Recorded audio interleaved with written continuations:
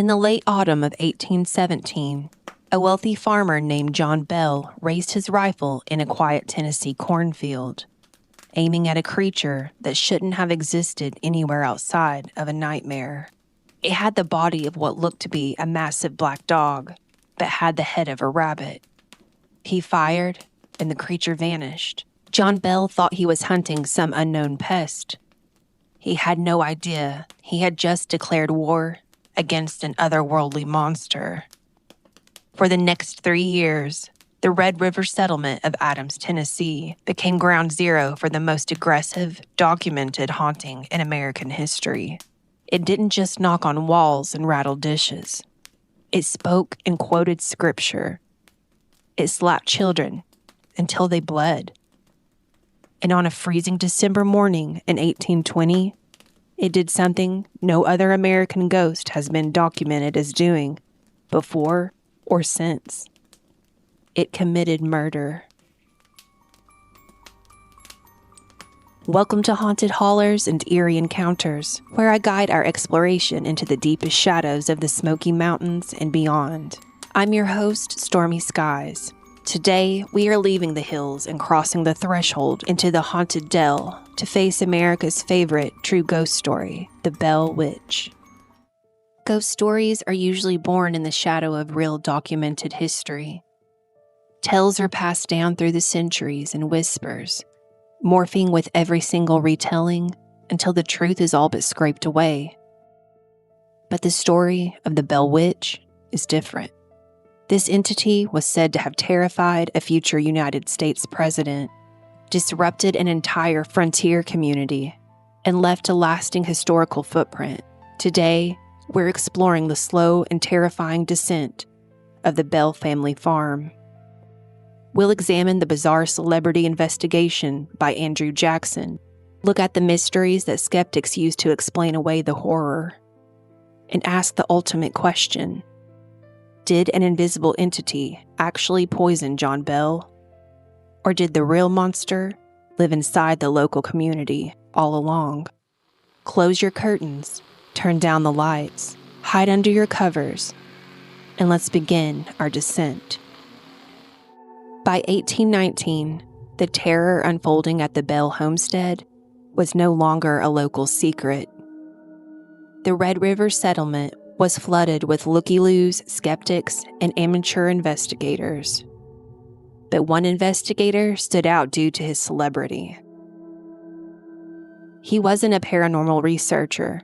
He was a national war hero, a ruthless military general, and the future 7th President of the United States, General Andrew Old Hickory Jackson. Jackson lived up the road in Nashville, at his plantation, the Hermitage. He was a man who had survived duels, fought the British, and built a reputation on absolute, uncompromising fearlessness. When rumors reached Nashville that an invisible spirit was terrorizing a Tennessee family, Jackson didn't buy it. He allegedly laughed, gathered a wagon full of his bravest men, and set out for the Bell farm. He reportedly said he wanted to see this Tennessee miracle for himself, and maybe expose a fraud. As Jackson's entourage crossed onto the Bell property line, traveling over what was smooth and level ground, the heavy wagon stopped dead in its tracks. They cracked the whip. The horses strained, digging their hooves into the dirt, but the wagon wouldn't budge. Jackson and his men got down to check the wheels. They weren't stuck in a rut, and there wasn't deep mud. The wheels appeared to be completely clear. A few men put their shoulders to the wheels, pushing with everything they had, but it wouldn't budge. The wagon was completely immobilized by an invisible force. That's when General Jackson looked up and realized they weren't alone. According to journals, a sharp, metallic, disembodied voice echoed from the surrounding woods. It didn't sound human. It simply said, "All right, General, let the wagon move on. I will see you again tonight." And just like that, whatever was holding the wagon released it. The horses trotted forward as if nothing had happened. Jackson, shaken but stubborn, refused to turn back. They set up camp on the Bell property that evening, eager and terrified to see what the night would bring. Now, Jackson had brought a man along who claimed to be a professional witch tamer. This guy carried a pistol loaded with a solid silver bullet. And he spent the whole evening bragging around the campfire about how he was going to blow this spirit straight back to hell. But he never got the chance. Out of nowhere, the air turned freezing cold. Before the witch tamer could even reach for his silver-bulleted pistol, he was struck in the face by an invisible hand. The entity began physically assaulting him in front of the entire camp, pulling his nose, kicking him from behind, and slapping him so hard that his hat flew in the fire. The witch's voice filled the campsite, shrieking that he was a fraud and a coward. The man broke. He scrambled out of the camp in total darkness, running down the road toward the safety of the town, leaving the rest of Jackson's party behind. The remaining of his men begged the general to pack up and leave right then and there. But Jackson insisted they stay the night. What exactly happened on the Bell farm during those dark hours remains a secret lost to history. But whatever Jackson witnessed, it broke the iron will of Old Hickory. The next morning, the people of the Red River settlement saw General Andrew Jackson and his elite guard fleeing down the back road to Nashville, entirely abandoning their investigation. Years later, when reflecting on the horrors of that night, Jackson allegedly made a statement that would cement the legend into American history forever. He said, "I would rather fight the entire British Army than face the Bell Witch." While the Bell Witch probably viewed the interaction with General Andrew Jackson as an amusing afternoon diversion, its relationship with 12-year-old Betsy Bell was relentless and deeply personal. As the entity's voice grew stronger, its obsession with the young Bell daughter took a dark and very physical turn. Betsy would wake up gasping for air as her bed sheets were violently ripped from their mattress by invisible hands. Her hair was pulled so hard that chunks of it were torn from her scalp. Visitors to the home reported seeing Betsy's face break out in bright red welts, the distinct shape of a human hand appearing on her skin, accompanied by the sharp crack of an invisible slap. The entity would pinch her, prick her with what felt like invisible needles, and cause her to fall into terrifying, catatonic fainting spells that left her completely unresponsive for hours. No one knew why the entity hated Betsy so much. But as the years dragged on and Betsy grew into a young woman, the witch's physical torment evolved into something even more insidious: absolute psychological warfare. By 1820, Betsy had found a brief escape from the horror inside her own home.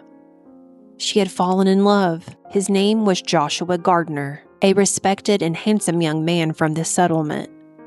For a brief moment, the frontier community thought she would have her happy ending. Joshua proposed and Betsy accepted.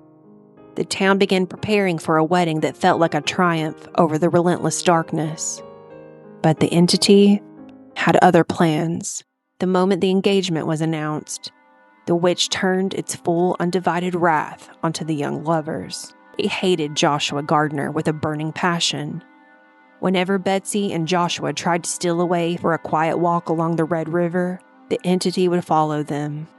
The air would plunge to freezing temperatures, and the witch's voice would scream obscenities at Joshua from the treetops. Inside the cabin, the entity wouldn't let Betsy sleep. It spent night after night screaming a single repetitive command directly into her ear, loud enough to wake the entire household. Please, Betsy, don't marry Joshua Gardner. You will never have peace if you do. It wasn't just threats. The witch played psychological mind games. whispering terrible and fabricated rumors about Joshua's infidelity. It would tell Joshua that Betsy was cursed, that anyone who married her would die a horrible death. For months, the young couple tried to fight it. Joshua stayed by her side. But the human mind can only take so much. The constant sleep deprivation, the physical beatings, the sheer weight of carrying a supernatural curse broke Betsy Bell. In the spring of 1820, standing by the banks of the river where they had first realized their love, a tearful Betsy returned her engagement ring to Joshua Gardner. The psychological torment had wore her down. Joshua eventually packed his bags, fled the Red River settlement, and never returned. The witch had successfully isolated Betsy, stripping away her only chance at a normal life. With Betsy thoroughly defeated, the entity turned its full lethal attention to its ultimate target. It was finally time to finish off the patriarch. With Betsy's engagement shattered and the family completely isolated from the community, the entity turned its deadly focus toward John Bell. For over a year, the witch had made no secret of its hatred for the man it referred to as Old Jack. It swore a relentless vow to torment him until the day he died. And it kept its word. By the autumn of 1820, John Bell was a shadow of his former self. The entity began inflicting physical ailments upon him. He suffered from severe and uncontrollable facial paralysis, his jaw locking tight for days at a time, making it impossible for him to eat or speak. Every time he attempted to walk across his land, invisible forces would strike his limbs, tearing the shoes from his feet and leaving him battered and bruised in the dirt. The entity would shriek insults at him through the walls, mocking his weakness, ensuring he couldn't find a moment of rest. By December, John Bell's body finally collapsed under the weight of the psychological and physical siege. He was confined to his bed, slipping rapidly away. On the morning of December 19th, 1820, John Bell failed to wake up. His son, John Bell Jr., went to the medicine cabinet to retrieve the prescription the family doctor had left to ease tremors. But when he reached into the cupboard, he found the doctor's medicine was gone. In its place sat a strange, unlabeled vial that contained a thick, dark, mysterious fluid. The family immediately called the local physician, Dr. George Hobson. When the doctor arrived, no one in the room could identify the strange liquid. To test toxicity, John Jr. took a small drop of the dark liquid on the tip of a straw and placed it on the tongue of the family's farm cat. Within seconds, the animal went into violent convulsions, its body stiffening, before it dropped dead on the cabin floor. As the family stared at their dead cat, the oppressive silence in the house was broken. A loud and celebratory voice erupted from the ceiling, cackling with absolute glee. The witch shrieked, "It's useless to try and wake him. I gave old Jack a big dose of that last night while he was sleeping, and it fixed him." The entity appeared to be telling the truth, as John Bell never regained consciousness. On December 20th, 1820, he passed away. History records John Bell's passing as a historical anomaly. It remains the only documented case in American history where a magistrate or community officially attributed a human death to the direct actions of a supernatural entity. But the witch wasn't done yet. On the day of the funeral, hundreds of mourners from across the Red River settlement gathered at the cemetery to pay their respects to a man who had been a pillar of their community. It was a massive and somber procession. But as the pallbearers lowered John Bell's coffin into the frozen earth, a booming, invisible voice shattered the somberness of the graveyard. The witch began loudly singing cheerful drinking songs. The entity didn't stop and continued to fill the cemetery with the disembodied, mocking songs until the very last mourner had fled the gates in terror. The ruler of the homestead was gone, and the entity had claimed its ultimate victory. For over 2 centuries, the story of the Bell Witch has been told as a terrifying warning of the supernatural. But if we examine the layers of ghostly lore and look at the cold, hard facts, a much more human and potentially more sinister reality begins to take shape. It doesn't look like the random act of a demon. It looks like a perfectly executed psychological hit job. Here, the primary suspect of the modern skeptics enters the story. A man named Richard Powell. Powell was the local school teacher in the Red River settlement. He was highly educated, charismatic, and deeply fascinated by the occult as well as early science. He was also completely obsessed with 12-year-old Betsy Bell. But Powell had two massive roadblocks standing in the way. First, he was already married, and second, as Betsy grew up, she fell in love with and became engaged to Joshua Gardner. Skeptics argue that Richard Powell didn't just watch the haunting unfold, he engineered it. As a teacher, he could have had access to early texts on ventriloquism and parlor tricks. These were highly uncommon skills in the rugged Tennessee frontier and would have seemed entirely supernatural to superstitious farmers. Consider the course of events. The entity's voice restlessly screamed at Betsy to break off her engagement to Joshua. It terrorized her father, John Bell, who had openly disapproved of Powell's affection for his daughter. And the ultimate payoff? In 1821, the exact same year Betsy broke off her engagement to Joshua Gardner, Richard Powell's first wife mysteriously died.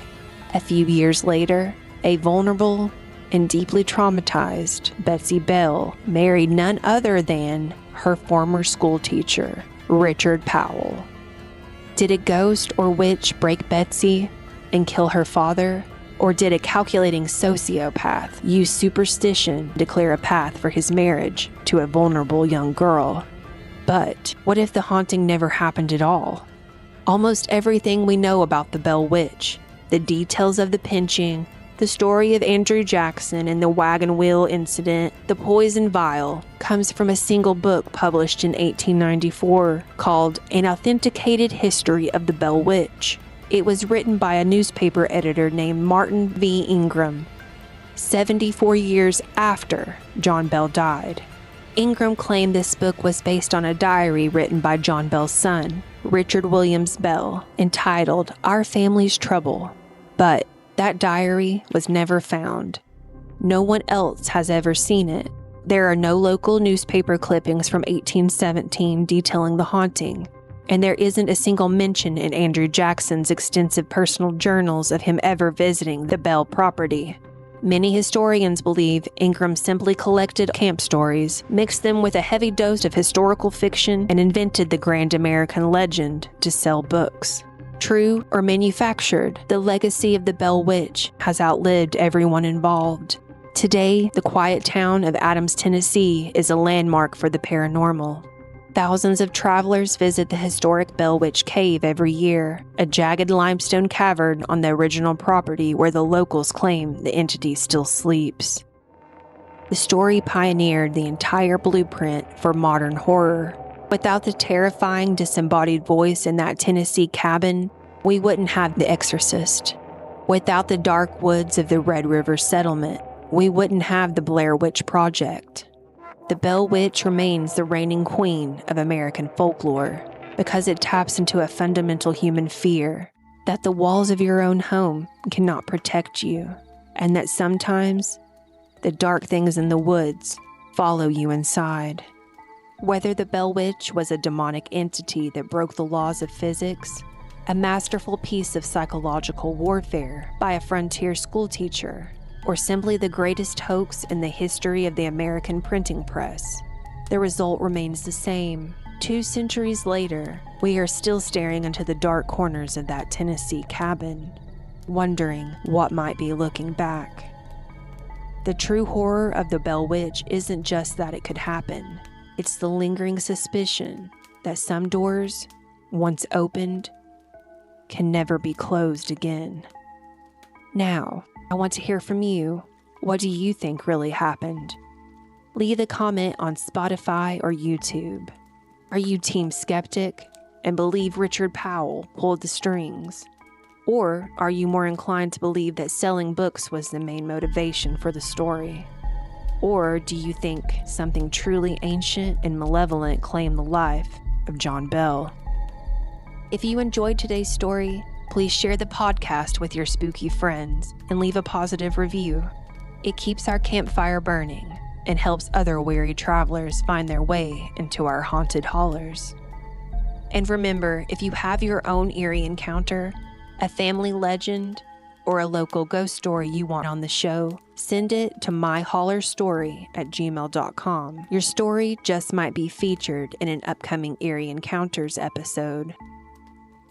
The rolling fields and winding red dirt roads of Adams have always held on to their secrets. Long before the old farmsteads dissolved into history, these lands were shaped by a presence that refused to be forgotten. This has been Haunted Hollers and Eerie Encounters. Thank you for listening and for stepping with me into the shadows of Adams, Tennessee. Until next time, stay out of the hollers after dark.